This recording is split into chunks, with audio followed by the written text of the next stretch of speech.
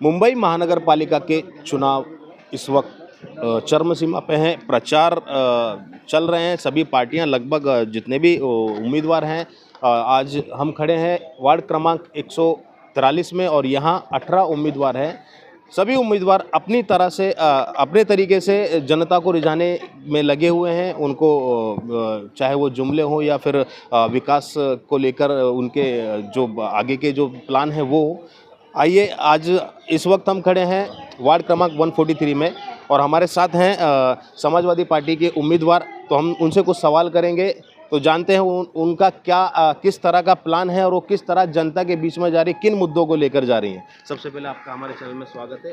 शुक्रिया। जानना चाहेंगे कि आपका प्रचार चल रहा है इस वक्त और आप लोगों के बीच में किन किन मुद्दों को लेकर जा रहे हैं। मेरे मुद्दे तो नॉर्मल, मेरा कॉन्सेप्ट एकदम क्लियर है।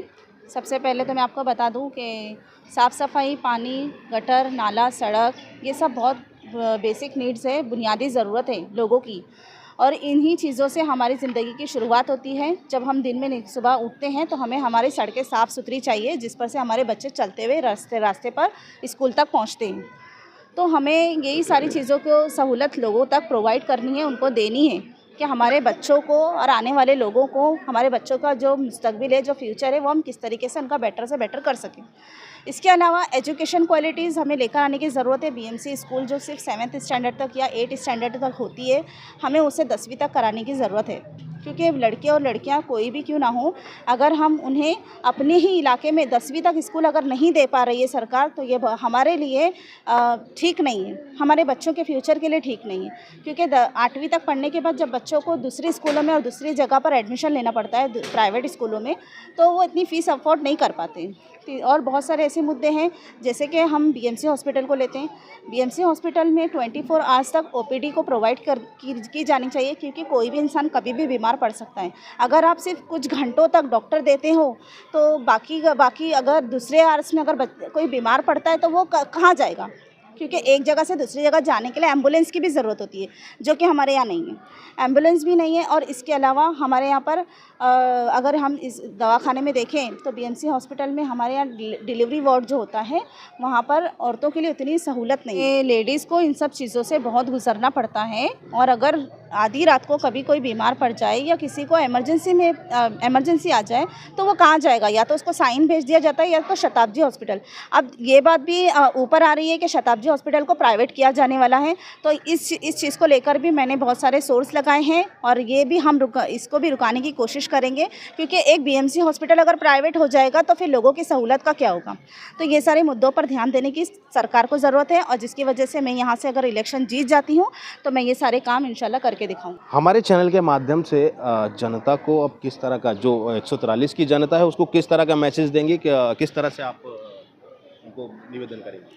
देखिए, मैं 143 की जनता से ये अपील करना चाहती हूँ कि 9 साल के पहले जो चुनाव हुआ था 2017 में, उस वक्त आपने जिस कैंडिडेट को सपोर्ट किया, वो जब जीतकर भी आ गई तो उसने आपके लिए क्या किया? सबसे पहला मेरा सवाल ये है आपके लिए। मैं तो हारी हुई थी। अगर मुझसे पूछा जाए कि आप 9 साल कहाँ थे, तो मैं यही कहूँगी कि जीते हुए कैंडिडेट से कोई सवाल नहीं करता है, तो हारे हुए कैंडिडेट के हाथ में पावर ही क्या होता है? जब जीते हुए कैंडिडेट के हाथ में पूरा पावर होने के बाद भी अगर वो लोगों के साथ इंसाफ नहीं करता है, जनता के साथ इंसाफ नहीं करता है, तो ऐसे कैंडिडेट को आप वापस से उसको रिप्लेस मत कीजिए उसी जगह पर।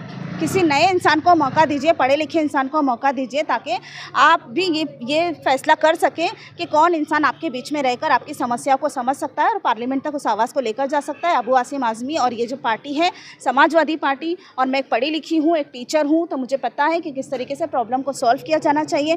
एक बार आपसे मौका चाहती हूँ कि इस बार चुनाव में आप मुझे जिताइए और इस बार सिर्फ और सिर्फ साइकिल के निशान पर ही वोट दीजिए। हमारा निशानी साइकिल और बटन नंबर 8 है।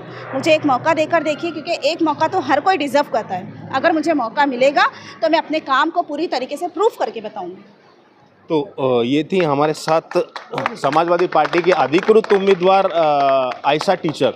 और आप देख रहे हैं कि मेरे पीछे इनकी प्रचार रैली शुरू है। प्रचार रैली में बड़े पैमाने पे लोग जुड़ रहे हैं और लोगों का प्रतिसाद मिल रहा है। देखना ये होगा, आने वाली 15 तारीख को चुनाव है और रिजल्ट तो 16 तारीख को ही पता चलेगा कि कौन जीतेगा और कौन हारेगा। मैं सनी महरोल, कैमरामैन दिनेश कागड़ा के साथ, मुंबई, मानकुड़।